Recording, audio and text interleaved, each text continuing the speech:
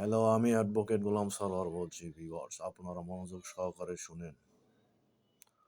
বর্তমানে দেখা যাচ্ছে যে অনেক ক্ষেত্রে কেউর সাথে কেউ কোনো ঝামেলা হয় বা ঝগড়া বিবাদ হয়, তাহলে থানায় যায় সাধারণ জিডি করে। সাধারণ জিডি করার পরে যে আইয়ুর উপরে জিডিটা ইনভেস্টিগেশনের দায়িত্ব পড়ে, তিনি সঠিকরূপে তদন্ত না করে অনেক সময় দেখা যায় যে উভয় পক্ষের কাছে উৎকোচ খেয়ে সে সঠিক তদন্ত না করে জিডিটা ওই অবস্থায় রেখে দেয়। কিন্তু আপনাদের উচিত হবে যে যিনি ক্ষতিগ্রস্ত, তিনি তাহার আয়ুর দ্বারা ওই জিডিটাকে কোর্টে প্রেরণ করা। কোর্টে প্রেরণ করিলে বিজ্ঞ আদালত ইনভেস্টিগেশনের জন্য একটা অর্ডার দিবে। অর্ডার দিলে ভিকটিম সঠিকভাবে রেমেডি পাবে, যার ফলে ভিকটিম উপকৃত হবে।